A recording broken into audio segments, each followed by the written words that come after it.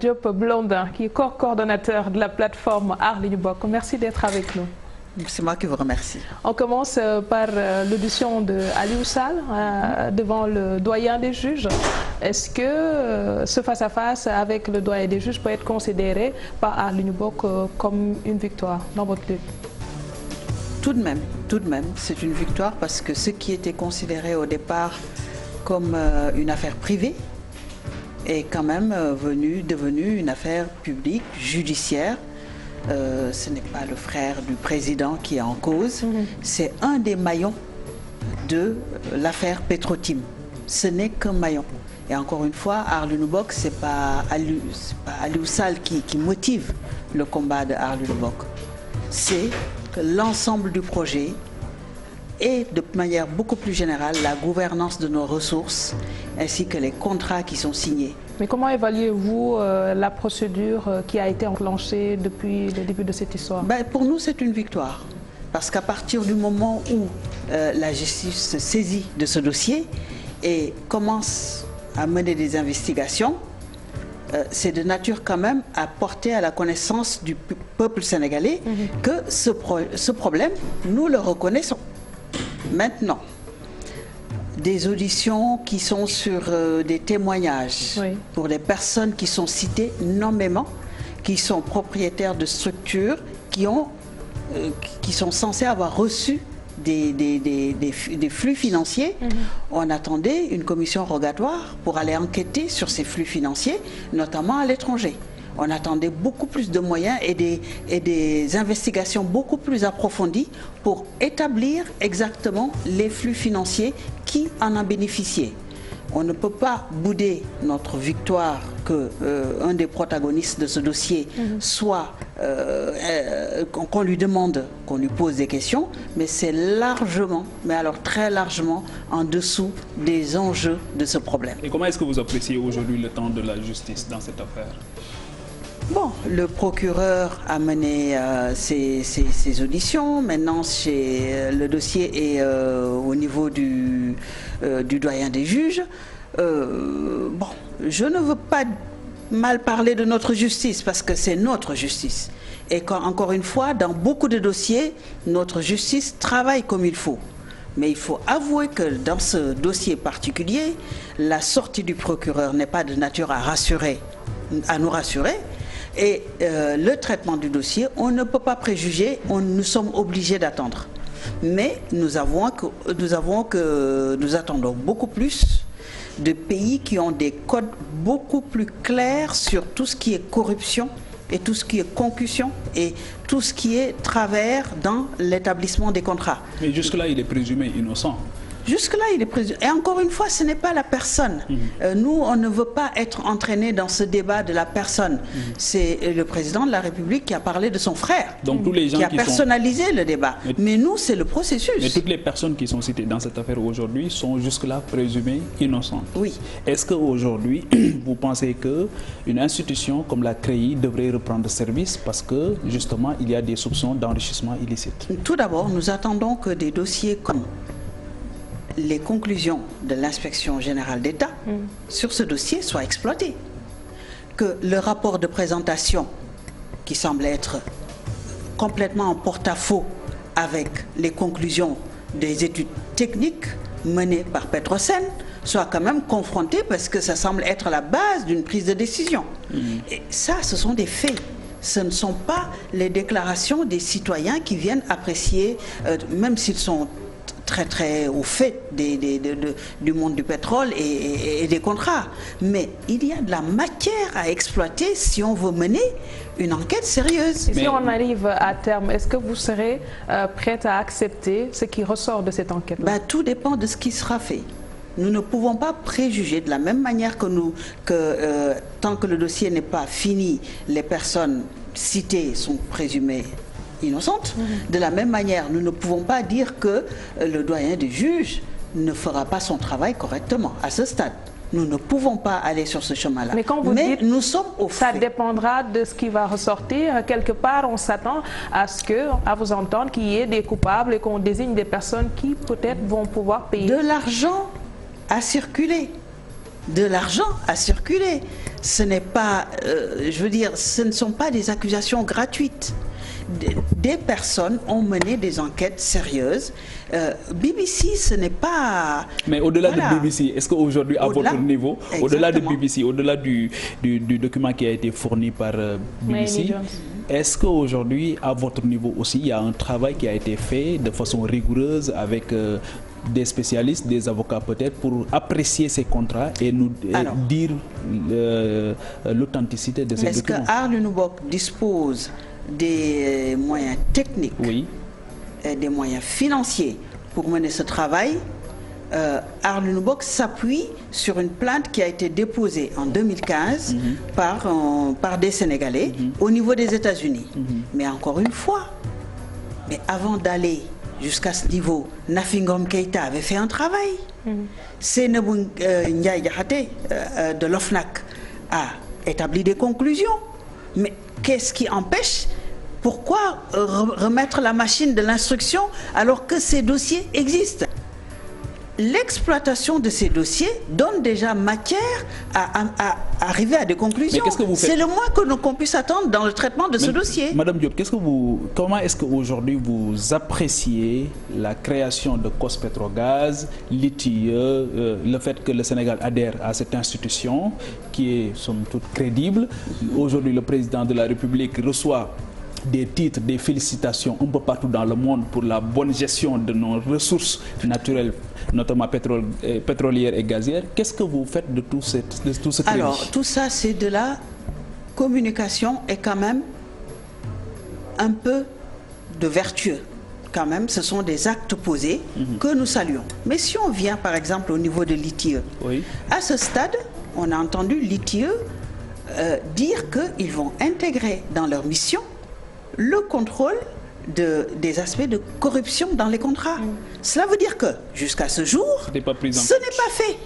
Donc, ce dont nous parlons, nous ne saurons nous suffire de dire que nous adhérons à l'ITIE pour dire que nous sommes rassurés. La création de COS-Petrogaz. Quant à la création de COS-Petrogaz, dans l'émotion... Vous y êtes représenté? Dans l'émotion, la société civile fait partie de ce consortium. Mais encore une fois, c'est logé à la présidence. Oui, mais le de la même manière que l'inspection générale d'État est logée à la présidence. Donc les conclusions de ces commissions et des travaux est à la discrétion du président de la République qui en fera l'usage qu'il souhaite. Donc, ce n'est pas tant la compétence des personnes ou la pertinence de la création de ces institutions que leur travail réel et ce qui est fait des résultats de ce travail. Alors, on en vient à ce qui a été fait par Aar Linou Bok. Je pense que c'était depuis juin que cette plateforme avait été mise en place. Qu'est-ce qui a été fait, le point par rapport à ce qui a déjà été déroulé? Moi, j'ai l'impression d'avoir entendu que des mobilisations. Est-ce qu'il y a eu autre chose de plus ou des actions que les gens n'ont peut-être pas cernées et que vous avez peut-être eu à dérouler? D'abord, donc, je vous remercie pour cette question. Pour dire que Aar Linou Bok, à ce stade, au bout de 6 mois, on ne peut pas, enfin, nous sommes noirs, nous ne rougissons pas, mais on ne peut pas rougir les résultats. C'est une expression. Pour dire que les Sénégalais savent qu'il y a du pétrole en quantité.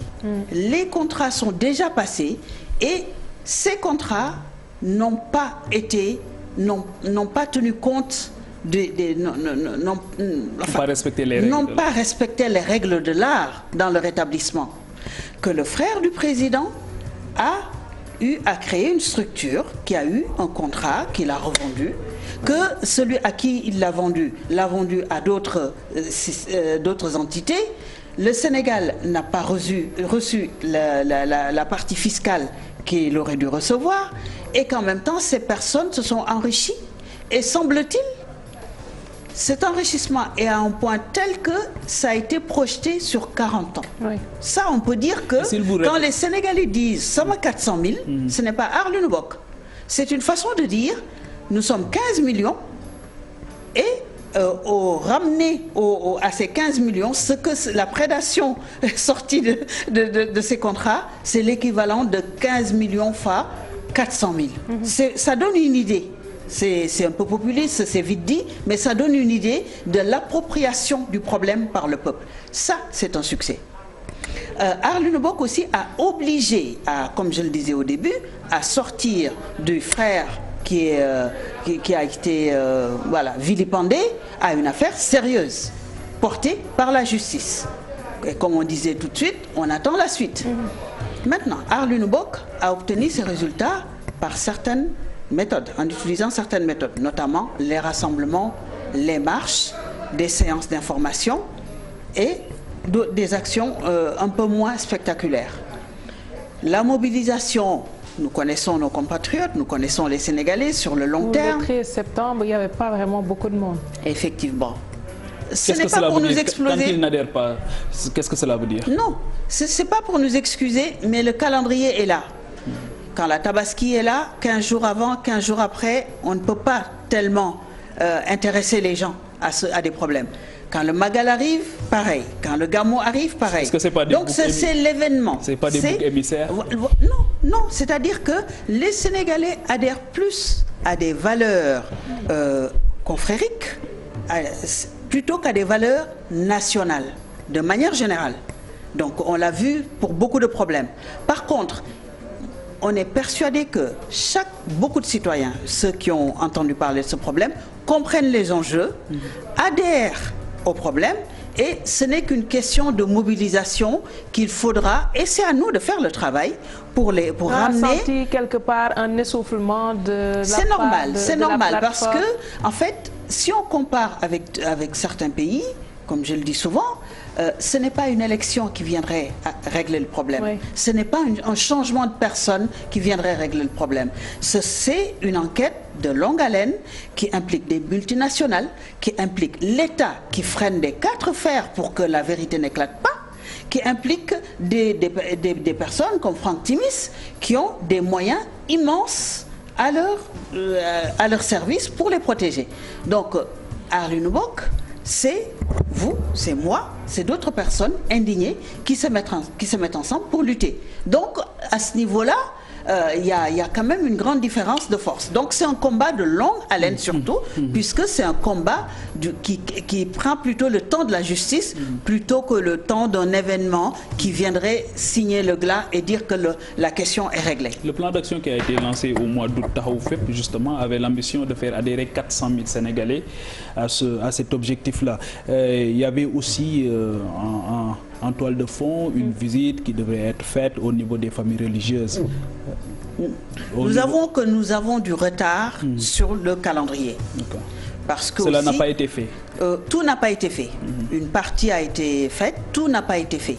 Nous avons remis, c'est l'occasion de parler des perspectives, pour dire que nous avons fait l'audit de notre fonctionnement et le diagnostic de tout ce qui n'a pas marché comme il fallait.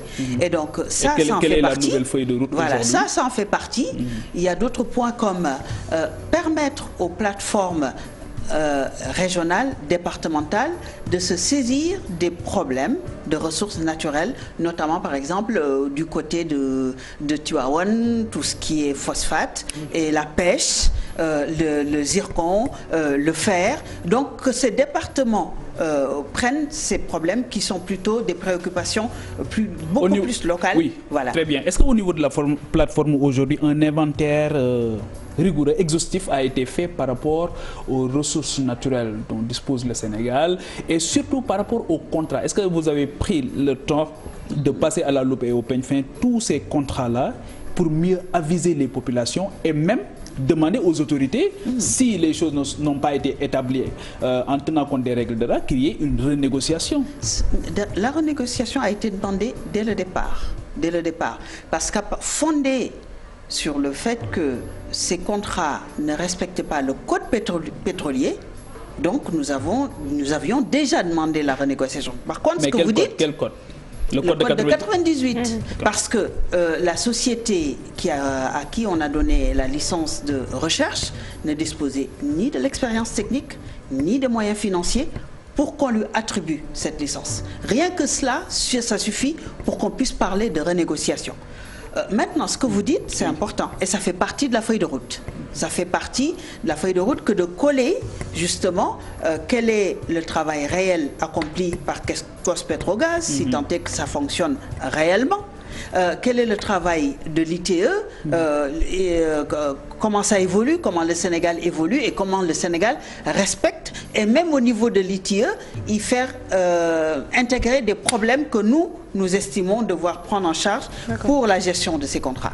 Alors, donc si j'avance un peu, pour dire aussi que parmi donc élargir le spectre des problèmes, décentraliser les problèmes en laissant plus d'autonomie aux plateformes départementales pour la prise en charge, mais aussi élargir à des problèmes comme l'électricité. Parce que nous estimons que déjà c'est lié à la gestion des hydrocarbures. Nous estimons aussi que les choix stratégiques faits par le Sénégal font qu'une bonne partie de nos ressources va dans le fonctionnement de l'État et va dans le paiement de la dette. Et donc du coup, cela vient impacter ce qui est mis à la disposition de la population pour les services sociaux comme la santé, l'électricité et l'eau. Et donc, de ce point de vue, nous appelons vraiment les Sénégalais à s'opposer de toutes leurs forces, parce que nous estimons que c'est un choix politique que d'augmenter le prix de l'électricité.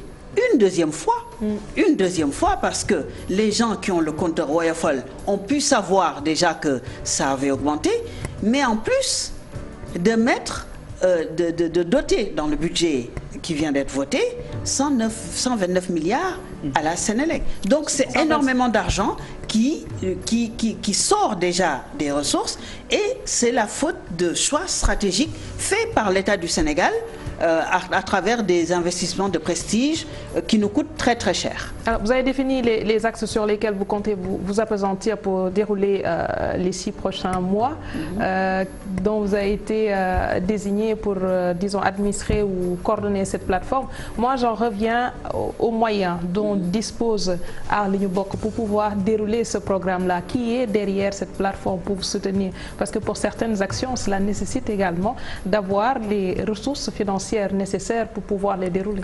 Alors, Aar Li Ñu Bokk, c'est 15 millions de personnes. Parce que quand le pétrole...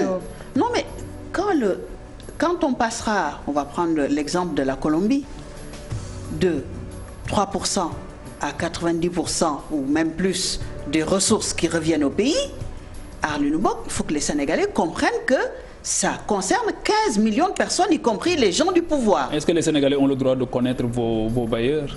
Nous n'avons pas de bailleurs. Comment est-ce que vous vous organisez financièrement? Avec les moyens du bord. Quand on n'a pas d'argent, on a de l'intelligence. Et on a des hommes. Voilà. Et nous avons beaucoup de bonne volonté qui mettent surtout leur expertise gratuitement au service. Parce qu'il y en a aussi qui reprochent ces genres d'initiatives au moment où vous contestez ou vous indignez par rapport à l'attribution de certains contrats.